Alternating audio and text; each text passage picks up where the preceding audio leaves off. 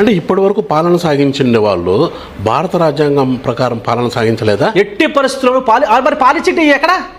ఇప్పుడు మరి పాలించింటే ఎందుకు ఈరోజు వీళ్ళ బతుకులు ఈ విధంగా ఉన్నాయి? ఎందుకు అన్న? ఇప్పుడు నేను చాలా స్పష్టంగా ఒక మాట చెప్తా, నిజంగా నేను ఈ మీడియా ముఖంగా చెప్పాలనుకుంటా ఉన్నా. నేను ప్రతి ఎస్సీ ఎస్టీ బీసీ మైనార్టీకి సంబంధించిన కులాల్లో మెజారిటీ 99% ఈ రోజుకి కూడా వాళ్ళ పెళ్లిళ్ళు చేయాలంటే అప్పు చేయకుండా పెళ్లి చేసే ప్రసక్తి లేదన్నా. అకస్మాత్తుగా వాళ్ళ ఇంట్లో అక్కకో చెల్లికో తల్లికో బిడ్డకో ఒళ్ళు బాగాలేకుండా పోయి వైద్యం కావాలంటే అప్పు చేయకుండా హాస్పిటల్ పోయే అవకాశం ఈ రోజు కూడా లేదన్నా. వాళ్ళ ఇంట్లో ఇల్లు కట్టుకోవాలంటే అప్పు చేయకుండా ఇల్లు కట్టరన్న వాళ్ళు.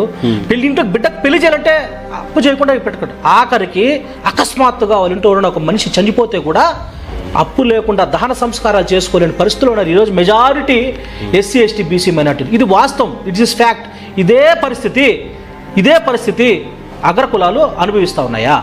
వాళ్ళ ఇంట్లో విద్య చదువులకు కానీ, వాళ్ళ ఇంట్లో ఇల్లు కట్టుకోవడం కానీ, పిల్ల సమస్యలకు కానీ, పెళ్లి సమస్యలకు కానీ, లేకపోతే ఎవరైనా చనిపోతే కానీ ఆ సమస్యలు ఉన్నాయా? చాలా స్పష్టంగా ఇప్పుడు మన కళ్ళతో మనమే చూస్తూ ఉన్నాం. చాలా దళితుల ఇళ్లలో పెళ్లిళ్ళు అగ్రకులాల ఇళ్లలో చావుల కంటే చాలా హీనంగా జరుగుతూ ఉంటాయి. వాళ్ళ చావులు వీళ్ళ పెళ్లిళ్ళ కంటే ఘనంగా జరుగుతూ ఉంటాయి. ఇంత వ్యత్యాసమా సమాజంలో? ఎందుకు వచ్చింది ఈ వ్యత్యాసం?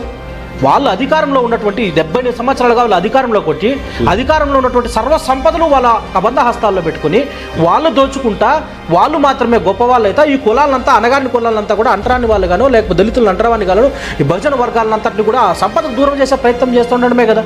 ఈరోజు ఈ మదనపల్లిలో కావచ్చు, రాష్ట్రంలో కావచ్చు, దేశంలో కావచ్చు, సంపద ఎవరి చేతుల్లో ఉంది? మెజారిటీ సంపద 99% సంపద అగ్రకులాల చేతుల్లోనే ఉంది. కేవలం 1% సంపద మాత్రమే అన్ని కులాల చేతుల్లో ఉంది. మరి ఇది ఎక్కడ సమానత్వం?